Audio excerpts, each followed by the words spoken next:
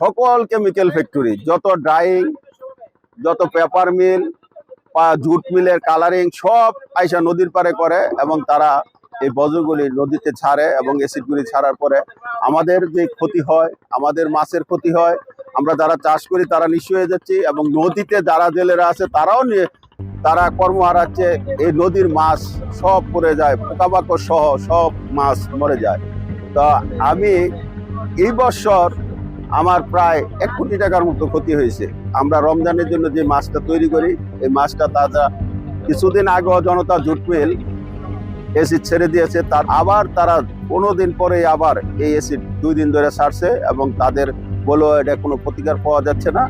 আমি আশা করি প্রশাসন এই ব্যাপারে দৃষ্টি রাখবেন এবং এটার প্রতিকার নেবেন এবং আমাদের যে ক্ষতিগ্রস্ত হয়েছি আমরা নদী সরকারের কাছ থেকে লিস্ট নিয়ে নিচ্ছি, জেলা প্রশাসকের কাছ থেকে আমরা লিস্ট নিয়ে বৈধভাবে ব্যবসা করছি। আমাদের যে ক্ষতি করছে, আমি সরকারের কাছে এবং জেলা প্রশাসককে বলবো আমার এই ক্ষতিপূরণ যাতে উনি যে ক্ষতি করছে জনতা জুট মিল তার কাছ থেকে যাতে নিয়ে যায়।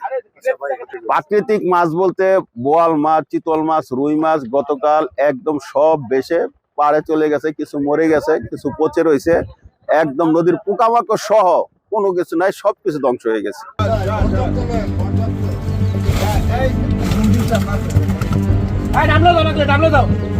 না